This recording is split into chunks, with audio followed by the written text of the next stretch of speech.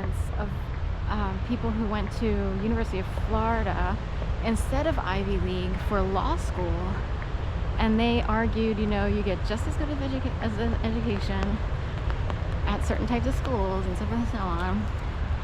This is the other picture area. You can't see it in the dark, but they have a special net back here. And now that would be law school.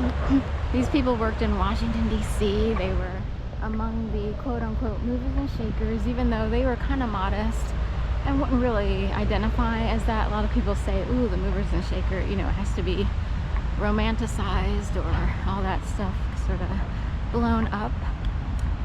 But anyway, there is something to be said for Ivy League simply because it can sort of bring people up out of the pits where you feel like it's like, how do you get to do this, that, and the other? All these other people get to do it, you know? It's in that realm. And you feel smarter and stuff. I always wondered, like, if they create special programs to help people be around Ivy League folks. So it seems like there's always a special program somewhere, and they are changing education all over the place all the time. Anyway, I wondered about that. A lot of kids will take special programs, even at community colleges, just to have the experience of college credits, like that mentality, I guess. And they'll do it over the summer while in high school. I didn't have that. I had to come way behind. I showed up and had no clue how far behind I was, technically, from private school kids and kids who are taught how to take exams. That's actually an art and a skill. You could be incredibly intelligent and totally understand material, but taking a test is an entirely different skill. It's an actual skill. So luckily, if you were to take a class that prepped you for exams, you would recognize questions already. In fact, you would see the exact same questions on an actual exam that you would see on tests. And you would know, barring any weird human error, that you would get it correct, you know? You're like, oh, we already did this one, I know how to do it. Oh, thank God. So, that happened a lot. I was surprised. Because I went to a tutor and everything, and took a few practice tests out of regular school books during my freshman year at the University of Delaware. But I knew, like, I was coming from way behind compared to a lot of these students.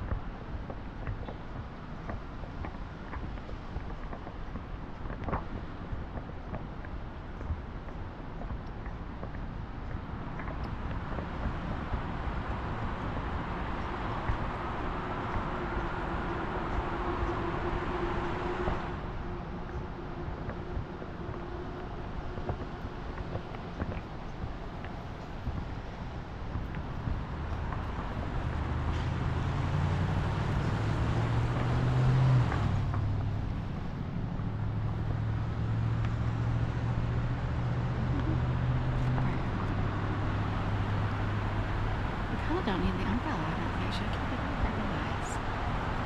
I think the rain has subsided. Just a light rain this morning. Should I take it down?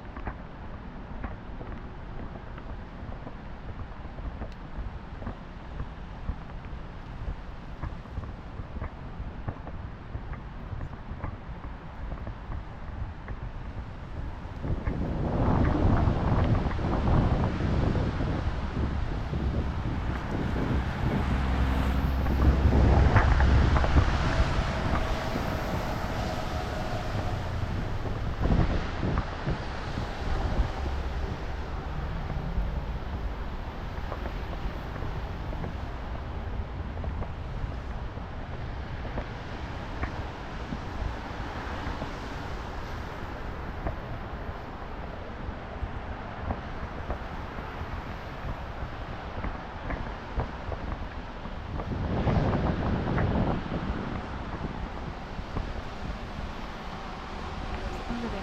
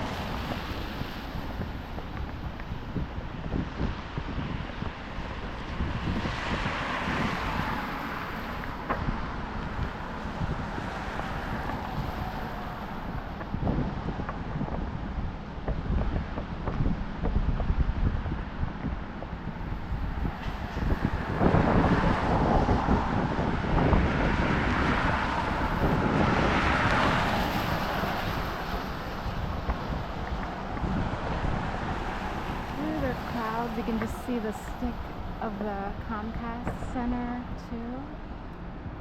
You can barely see it. The Comcast 1 and 2 are back here behind the clouds. They're not lit. They've been keeping their lights off in the morning. They must be turning the lights off. Even the Laurel. They used to have them on 24/7, so they might be showing that they're skull and crossbone people. That's how I would see this. Meaning they turn off the lights on people. I am so not kidding.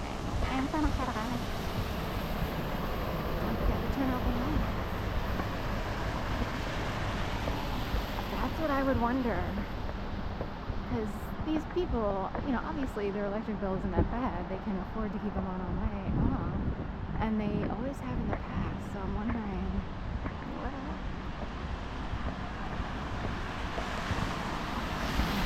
The Laurel usually has like typically an Argyle looking light situation at the top of their building.